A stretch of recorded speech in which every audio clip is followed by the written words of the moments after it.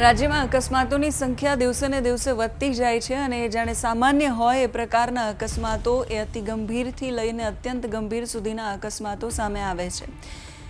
ભાવનગરની અંદરથી એક એવો અકસ્માત સામે આવ્યો કે જેમાં એવું કહેવાય કે જેનું કામ છે જીવ બચાવવાનું એ જ વાહને અકસ્માત સર્જ્યો છે। એમ્બ્યુલન્સ છે, એમ્બ્યુલન્સ ઓવર સ્પીડમાં સાઈડ કાપવાની લાલચમાં ત્યાંથી નીકળી અને બે પરપ્રાંતીય મજૂરો એ વિસ્તારમાં ત્યાં ઊભા હતા, રોડની એકદમ સાઈડમાં ઊભા હતા એ મજૂરો છે એને અડફેટે લેતી ગઈ। શું છે આખી ઘટના એના વિશે વાત કરીશું। નમસ્કાર, આપની સાથે હું સેજલ।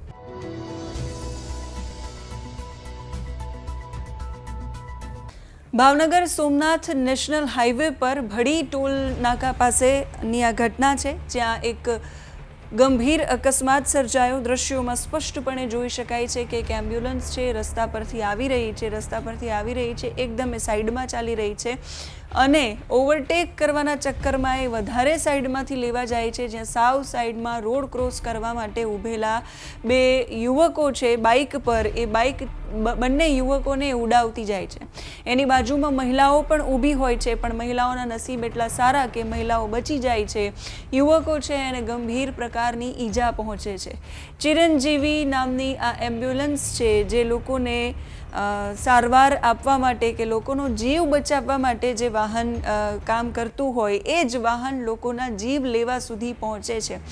ઓવર સ્પીડ ઘણી બધી વખત અકસ્માતો થાય ત્યારે મોટા ભાગે અકસ્માતોનું કારણ આ જ સામે આવતું હોય છે કે ઓવર સ્પીડના કારણે અકસ્માત થયો અને અકસ્માત થયા પછી પણ એ અકસ્માત સર્જનાર વ્યક્તિને એ ઘટનાનું દુઃખ કે અફસોસ નથી હોતો, એ સૌથી મોટી કમનસીબી છે।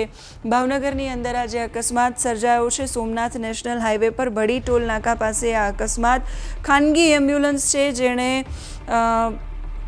બે યુવકો બાઇક લઈને જે ઊભા હતા એને ઉડાવ્યા છે, ટક્કર મારીને ઉડાવ્યા છે। એમ્બ્યુલન્સ ચાલકે ગફલત ભરી રીતે સામે દેખાઈ રહ્યું છે, વિડીયોમાં પણ જોઈ શકાય છે કે એમ્બ્યુલન્સ ચાલક જેવો ઓવરટેક કરવા માટે સાઈડમાં લે છે એટલે સામે તરત જ દેખાય છે કે આગળ કોઈ ઊભું છે, પણ એટલી સ્પીડમાં હોય છે કે એમાં બ્રેક નથી લાગી શકતી અને બ્રેક નથી લાગી શકતી એના કારણે ગમખ્વાર અકસ્માત સર્જાય છે। જોરદાર ટક્કર મારી અને બંને મજૂરોને ઉડાવે છે। બે મહિલાઓ એની બાજુમાં હોય છે, એનો સદનસીબે બચાવ થઈ જાય છે। એમ્બ્યુલન્સ ચાલકની બેદરકારીના કારણે આ દુર્ઘટના બની છે, અકસ્માત થયો છે।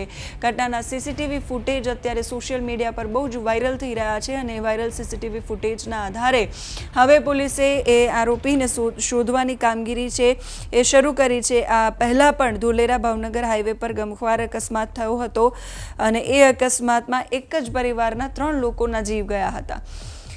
તમારે ક્યાંય પહોંચવું છે ગંતવ્ય સ્થાન સુધી તો પણ તમારે એ સ્થાન સુધી પહોંચવા માટે પણ જીવતું રહેવું જરૂરી છે। તમે જો સ્વસ્થ હશો, સલામત હશો તો તમે બીજા લોકોને બચાવી શકશો। આ અકસ્માત જે વાહનથી સર્જાયો છે એ લોકોના જીવ બચાવવા માટે કામમાં આવે છે, પણ અત્યારે તો એણે જ ખુદ લોકોના જીવ પર બની આવે એ પ્રકારનો અકસ્માત સર્જ્યો છે। આવી જ રીતે રાજ્યમાંથી ઘણી બધી વખત અકસ્માતના સમાચારો સામે આવતા હોય છે અને મોટા ભાગે કારણ છે ઓવર સ્પીડનું સામે આવતું હોય છે। આ જે દુર્ઘટના છે એમાં પોલીસે હાલ કાર્યવાહી શરૂ કરી છે।